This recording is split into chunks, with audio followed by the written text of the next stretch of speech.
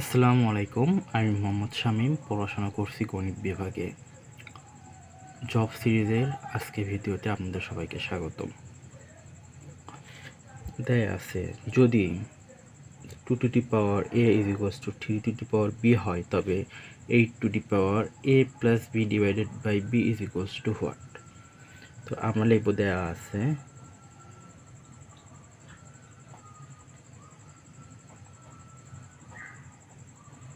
দেয়া আছে 2 to the power a is equals to 3 to the power b। আচ্ছা, আমরা এখন দেখব যে 8 to the power a plus B divided by 2, এটাকে আমরা একটু ভগ্নাংশ আকারে ভাঙাই, তাহলে কি হবে? a by B plus B by B, a by B থাকবে প্লাস 1 থাকবে, এখান থেকে কি a বাই বি, তাহলে এটার ঘাতে আমরা নিয়ে আসবো a বাই বি। তাহলে কি করব? উভয় পক্ষকে 1 টু দি পাওয়ার বি ঘাতে উন্নীত করে পাই।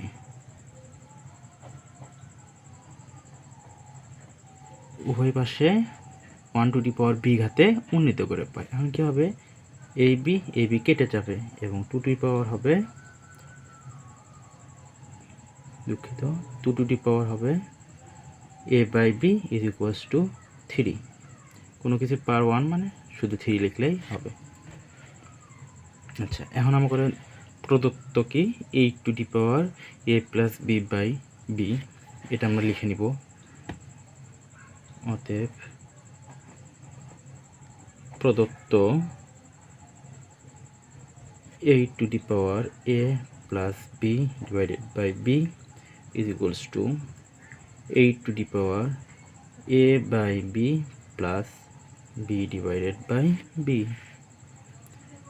is equals to 8 to the power a by b plus 1। আচ্ছা, আমরা একটা জিনিস জানি কি, x to the power a plus b, এটাকে যদি আমরা ভেঙে লিখি তাহলে কি লেখা যায়? x to the power a into x to the power b। কেন লেখা যায়?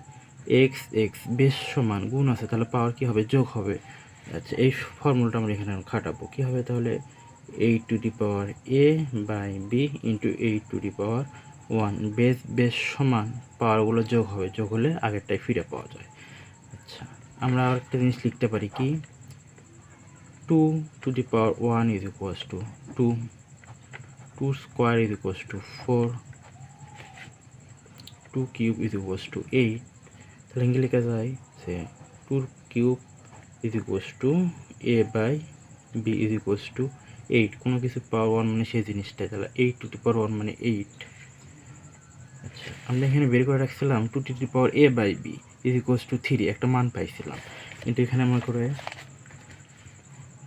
2 টু পাওয়ার 3 আছে। এখন আমরা এখানে দরকার কি a বাই বি, তাহলে কি করব? এটাকে বাইরে নিয়ে যাবো, এটাকে ভিতরে নিয়ে আসবো। 2 to the power a by B power cube into 8, এবং আমরা জানি এটার মান 3,